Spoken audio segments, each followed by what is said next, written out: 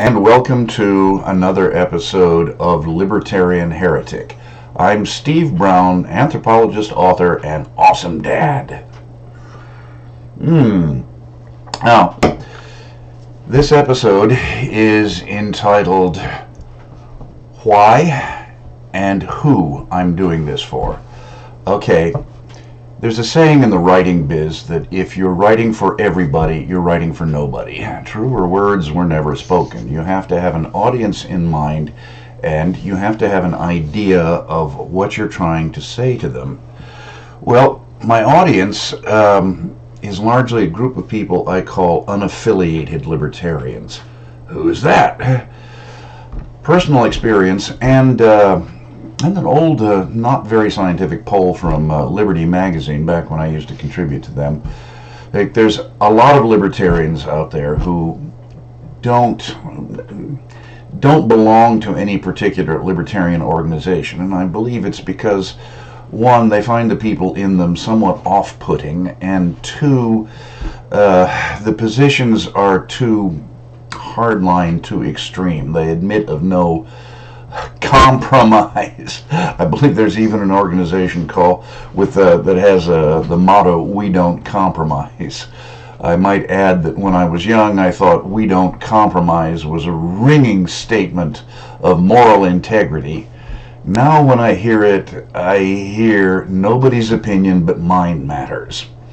At any rate, unaffiliated libertarians, people who like the philosophy or even wear the label, but they're not really comfortable affiliating themselves with any of the official libertarian organizations. I'll get into reasons why perhaps in another episode. But what I want to talk to you about is why I'm doing this, why I think it's important. Why don't I've had problems. I've been a bit harsh with libertarians and libertarianism and up to date in this series, and rest assured I will get harsher. I'm not going to name names, not generally, because one, I really don't want to alienate anybody right now, and when you when you insult somebody, like a lot of libertarians who seem to open a conversation with an insult, obviously dialogue stops from there on. I want people to consider these things, and plus, some of the people whose opinions I'm a bit harsh about are quite good friends of mine. So, anyhow, why I'm doing this? I'm doing this because they're back! Some time ago, we thought with the fall of communism, that's when I went to Eastern Europe, so full of hope and optimism, some of which I still have, but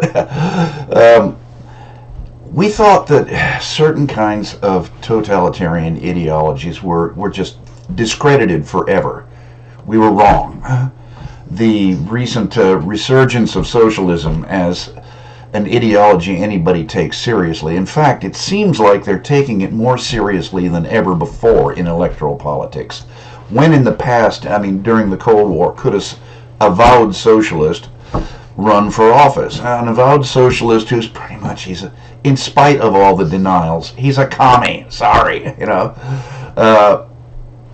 I know people who deny this fervidly. No, he's not. He just saw some good things in communism. Get into those later also. What I mean is, and it's not exactly that it's socialism, communism come back. Those ideas do heavily influence a lot of people. Marx has made a comeback, of course. Actually, he never left academia. But what I'm talking about is that we have raised a generation of totalitarians in our midst. It doesn't much matter what the excuse is. It could have been right wing, it could have been left wing, but more and more people want some kind of totalitarianism, in the sense that the person who coined the term, one Benito Mussolini, said everything within the state, nothing outside the state, nothing against the state. And why do they want it? Well, their motives. Oh, their motives are good. No, they're not. That is bullshit, and I'm here to expose that bullshit. Their motives are power, just like O'Brien told Winston Smith in 1984. Power, nothing else but power. A boot stamping a human face forever. The reasons they want these things, in spite of their high-minded excuses, are something I'll probably get into later. In the meantime, I urge you to look at my Ruling Class Crisis series, the episode called Yes, They Really Hate America, in which I go into the psychology of this. But I urge you to look at current events, and in particular, events on campus. What are the demands they use? The demands that you recognize 160 jillion made-up genders and made-up pronouns for them. The demands that are eerily similar to what Howard Fast recorded in his novel about his time in the Communist Party U.S. novel, his biographical account of the time he spent in the Communist Party USA after he started getting directives from the party hierarchy, things like never use the term whitewash because it's racist. Sound familiar? I want to talk about the uses of power, how you demonstrate power over other people, and how you can do this even within the context of a free society. You demonstrate your power over others by, one, making them constantly afraid of giving offense unintentionally. Sound familiar? Two, making them give up cherished customs, symbols, and pastimes. You'll probably see that every Halloween, not to mention the statues issue, etc., etc. 3. Making them pay lip service to ideas of breathtaking absurdity. The gender thing I just mentioned. You can think up examples on your own. I'm sure a number of them are going through your head right now. Making them do things that disgust and repel them. That's a little bit more difficult, but that is coming also. Notice, for example, the notion they're spreading in some quarters that you're a bad person if you won't have sex with a tranny. Yeah, okay, yeah. Now, another facet of this, of course, is something Eric Hoffer said. Well, mass movements can rise and spread without a belief in God, but never without a devil. So who's the devil? Well, kind of looks like it's us. Think about all the insults they're hurling at you. Actually, you have two sides that are hurling insults at each other, but this does not mean that one is more nearly right than the other. Eric Hoffer also pointed out something, that one strategy of the weak is to hint at their capacity for evil.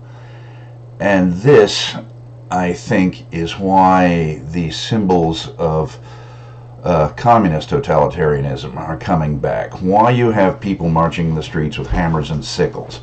If they marched in the streets with swastikas, people would quite rightly be alarmed about this. Why are they not alarmed about the hammer and sickle? Why do we not reject? Why do we not react with horror when they carry the symbols of a movement which murdered at least, by the best figures available, 100 million people in the 20th century?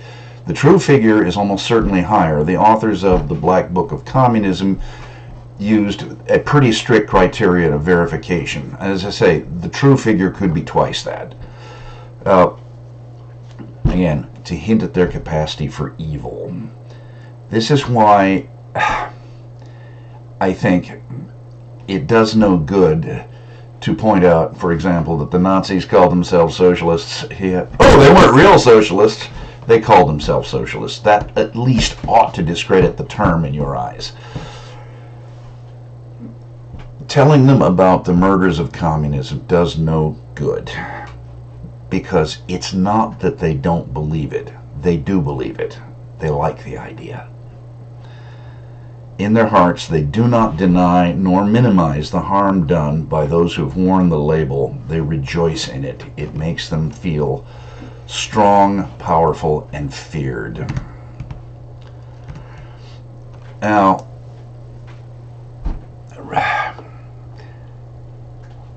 not too long ago, I heard from someone on the left about a candidate, something that struck me, and not in a good way. Said, he believes in government.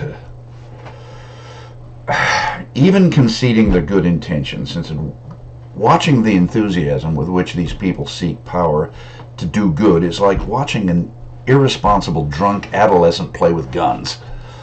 So, and speaking of guns, these are the guns they want to take away from you. Now, again, facts and logic don't matter. You can point out all the research that shows that firearms ownership has, the level of firearms ownership has little or nothing to do with the level of violence in actually fairly limited parts of our society, which are large cities, which are home to a large, well-armed criminal class who are not about to turn theirs in. But there's something you must understand about people who would disarm you. Now, the hypocrisy has been noted by people like Bloomberg et al., surrounded by armed guards. They would disarm you. They always intend to have armed guards around them to protect them. And they always intend to have armed men to oppress you. And so how else are they going to take those guns? Now, this is why I'm doing it. Because totalitarianism has become respectable. It is, in fact, more popular than ever before, it seems, in this country. This unnatural, alien ideology to America has now become a significant force, and a significant part of this current generation are, in fact, totalitarians. And of them, a certain percentage would send thee and me into the boxcars. A larger percent would, I think, tell themselves that we were being resettled in the East or sent to a place where we could have therapy to cure us of our hateful ideas. What percentage? I don't know. At a press breakfast in Washington some years ago with Newt Gingrich, name drop, he said that the best studies seem to show that no more than 14 to 16% of people are left progressives. We can argue about the terms there, but I think that's a good one. Those who label themselves progressives do so because by their own efforts they have discredited all other terms. When they took over liberal, for example, they quickly discredited that. They don't really want to, and some of them do call themselves socialists. No, but very few want to call themselves communists, and they usually keep them in the back room somewhere. In Bernie Sanders' campaign, for example. And I say, so I'm gonna flat out say this: left progressivism is an evil philosophy. Now, good people may hold to an evil philosophy. That happens. As I say, they mistake the motive for the means. It is possible, but if you keep adhering to this philosophy, if you keep sticking with it and suppressing all the little doubts that crop up, such as when Antifa hoods are in the street doing things like shutting down speakers, attacking businesses and such like that. Oh, well, that's, that's a spontaneous exhibition of enthusiasm or something like that. Or like years ago after the riots in Italy, when I was in Warsaw, I saw a rally, and one pretty young lady said, "Oh, I don't think a few broken windows in shops is such a big deal." I heard somebody mutter, "That's because you don't own a shop." like that. I also saw an elderly Polish gentleman walk by and went, "Kommuno-fascist." But if there's a number of people, as I say, who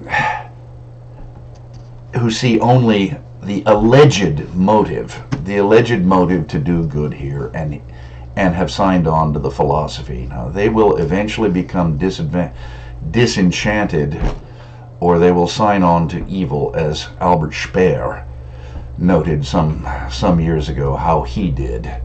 So that's what I have to say. For all of you unaffiliated libertarians out there, this is why I think it's important that we get our shit together. Thank you very much. I'm Steve Brown.